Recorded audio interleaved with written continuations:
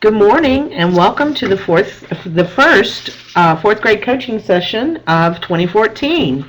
Thanks to those who attended this morning and were patient during our technical difficulties. So today we're going to be talking briefly about the poetry reading unit and writing unit, as well as the Thinking Across Genres Part 2 and our current revising and editing invitations.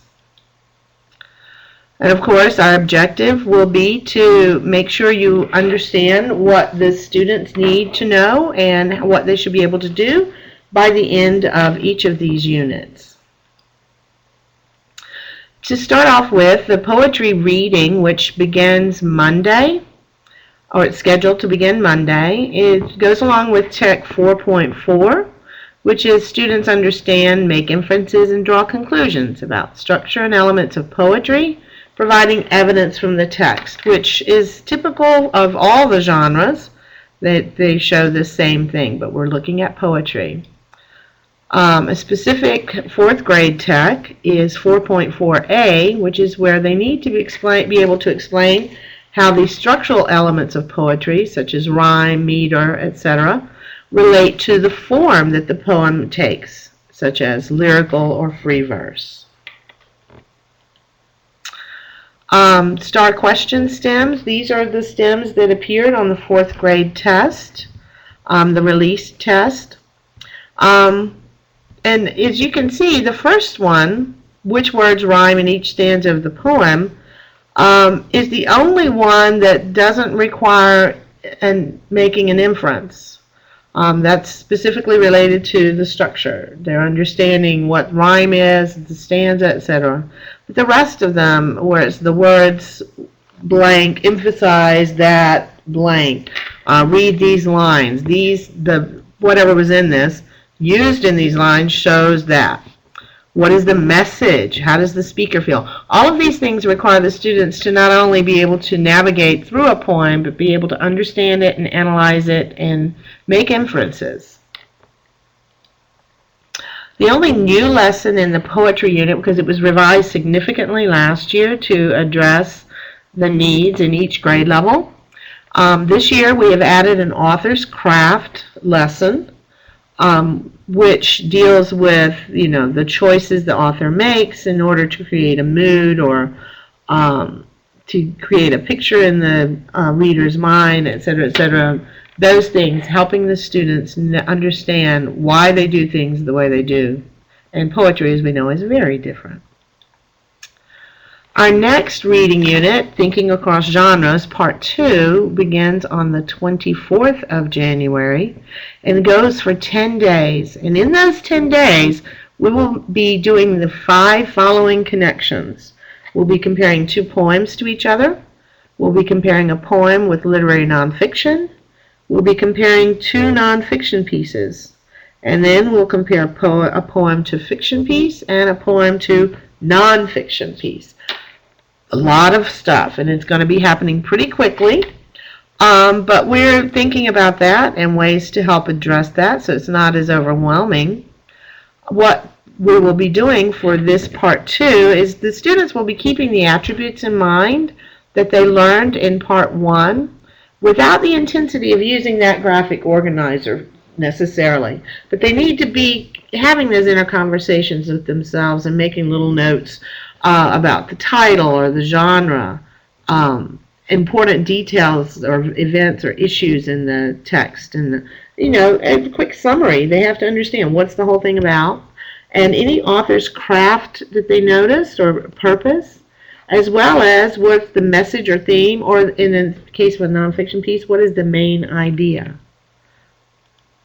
And then they still have those inner conversations that they worked so deeply on in part 1, but they go from now, you've been thinking about these texts, we're going to share this and have a discussion and more of a conversation amongst other people, partners or small groups, to even push themselves to think more deeply.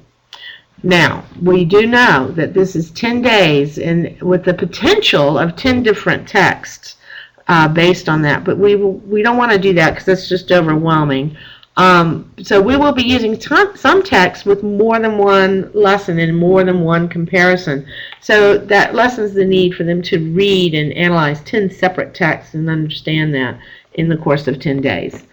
So take a deep breath. It's going to be manageable. All right? And those lessons will be forthcoming shortly. We are working on them as we speak, and we will also watch for some emails. We will be giving some suggestions on some read-alouds as well to get them ready for this. So when the 24th rolls around, it's ready to rock and roll. Next, with the poetry writing, it's under the literary writing text, 4.16. And it's just simply writing text to express their ideas and feelings about real or imagined people, events, and ideas. The specific text under that strand that deals with poetry is 4.16b, where they will write poems that convey sensory details using the conventions of poetry. With this poetry writing, there's been no revision since last year. Again, it was changed significantly last year along with a lot of the units. And you should use the poetry reading unit, which starts this coming Monday, to help the students immerse themselves in poetry. So as they read poems as readers, have them go back as well and notice things as poets. So when it comes to the writing unit on the 24th, they've already had almost 2 weeks of nice immersion into the genre.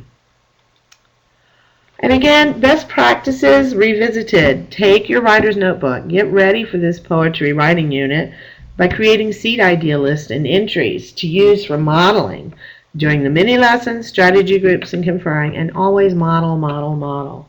So, and the revising and editing invitations, I hope everyone has been able to do that because we're writing those specifically for 4th grade this year. And it's helped to align to STAR and make sure our students have had experience with those types of things that will be appearing on STAR. So please make sure you're using those.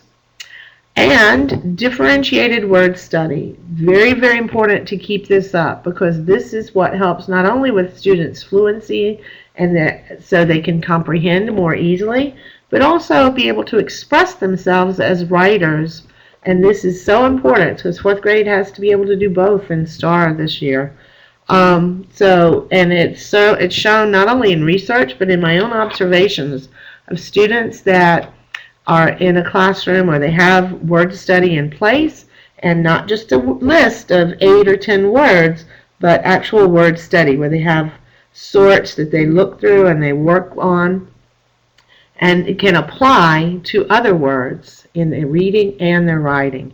Those students are being improving more quickly. Their reading levels are getting higher and their ability to express themselves in writing is much enhanced. So that's it for today. Our next session will be January 24th, and that topic will be the second part of nonfiction as well as crunch time review. 7:30, and look for that email to come. And you guys have a wonderful day. Thank you very much.